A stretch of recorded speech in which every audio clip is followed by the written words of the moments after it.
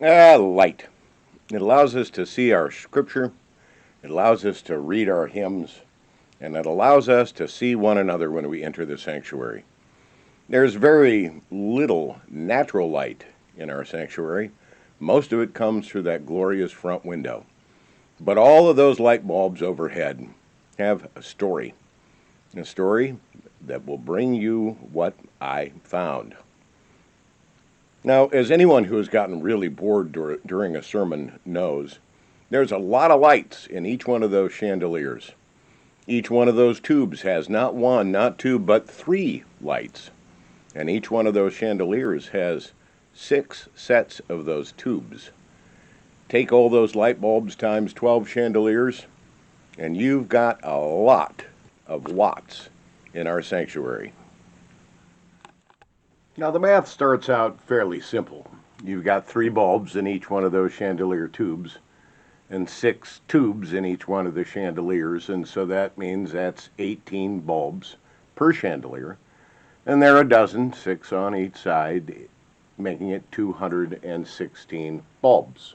When the church originally installed the chandeliers, they were 150 watt bulbs times 216, which meant that we had 32,400 watts in the sanctuary. 32,400 watts. Well, when the energy crunch came in the 1970s, the congregation was dedicated to figuring out ways to be able to save money on their electric bill. So one of the first things they did was they replaced 150 watt bulbs in the sanctuary with 100 watt bulbs, which gave them an immediate savings. Instead of 32,400 watts, it was 21,600 watts. That was a little easier to deal with, but it still was pretty expensive. And then about 9 years ago, someone suggested that we put in 14-watt LED bulbs to replace each of those 100-watt bulbs in the chandeliers. Not only were the LED lights cooler, so we weren't fighting the air conditioning of the heat of these standard incandescent bulbs, but it also brought down the total number of wattage in the chandeliers to 3,024. That's how many watts illuminated the sanctuary after the LED bulb replacement occurred about 7 or 8 years ago. From 32,400 watts to 3,024 watts, less than 1/10 of the amount of energy to be able to give the same illumination as the old 150 watt bulbs. Of course, 90% savings made that bunch of Presbyterians extremely happy with their decision. Even though those 216 bulbs were about $39 a piece at the time for each bulb, plus a company to come in with lifts to be able to replace them in the chandeliers. It's a long way up to where those hang. They anticipated, given the savings, that they would pay for those $39 bulbs in about 5 years. And so we've already begun to have nothing but sheer profit in the electrical savings that we have deemed from replacing the 216 bulbs. Okay, I'm in the shop, which is the room that's actually behind the boiler room. That door there takes you right into the kitchen, so some of you have seen this room. But in this room there is another electrical cabinet, and it houses this thing right here, and that is the dimmer assembly for our sanctuary lights. Now, if you think about it, we're at the opposite end of the sanctuary. The dimmer switches for the sanctuary, the switches to turn the lights off and on, are all the way in the narthex, and I'm now underneath of what would be the back of the chancel, a long way away, but very, very close to the power supply for the entire church, which is right behind me on the wall there, where the electricity comes in for the entire church building. I want to show you what I found that has to do with turning on the lights and this contraption right here.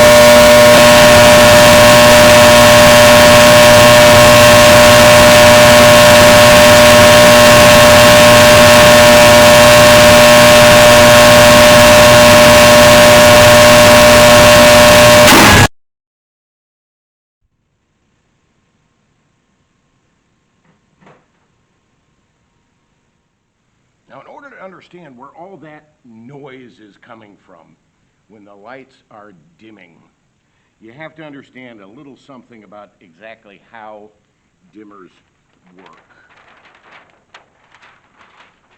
Old dimmer systems just used straight resistance.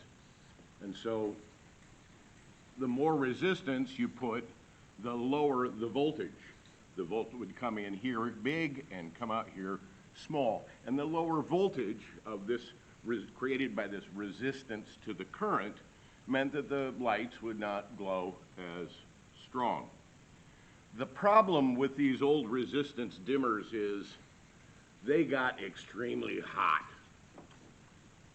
In some cases in theaters, they actually started fires, these old resistance dimmers. I don't know if you had a model train when you were a kid, but you could turn the little resistance knob on the transformer.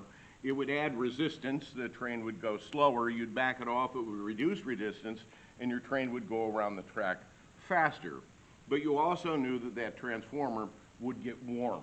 Now, not as warm as a transformer that would control 32,400 watts, but warm nonetheless, and you get a picture as to how the old resistance dimmer worked. Those, fortunately, by the time the church was putting in a dimmer, were completely obsolete. What they created instead was something called a pulse modulator, a pulse wave modulator. The accelerating current comes in at a certain amplitude in a sine curve. And what the modulator did was, on that 60-cycle sine curve, would shut off at exactly the same point in that curve. What that meant was that the light bulb, the filament in the light bulb, would have the same amperage as it had, but it would not be on for certain periods of time. Fortunately, the rate of flicker in the bulb going off and on and off and on and off and on is so fast that the human eye and the human brain doesn't even perceive the strobe effect. So if you wanted the lights dimmed, say, 10%, you'd cut out 10% of the wave. If you wanted to bring the light down to 50%, half light, you'd cut it off for 50% of the wave. Off, on, off, on, off, on, off, on. 90%, you get clear down to 90% of the wave, and that would be that soft, perfect Christmas Eve candlelight ceremony glow, which is why they wanted a dimmer switch there in the first place. The problem for our experience now is that when you put an LED bulb into a pulse wave modulation dimmer, LEDs require so little energy to ignite that these gaps would create in the LED bulb a very visual strobe effect. So how did they solve that problem, and why did our bulbs cost us $39? It's because inside each one of those LED bulbs is something called a capacitor. That's the electrical symbol for capacitor. A capacitor stores energy and then releases energy based on a cycle of the switch within the bulb. Each one of those bulbs has a capacitor that charges, and then when the energy is cut, it releases. Charge, release, charge, release, charge, release.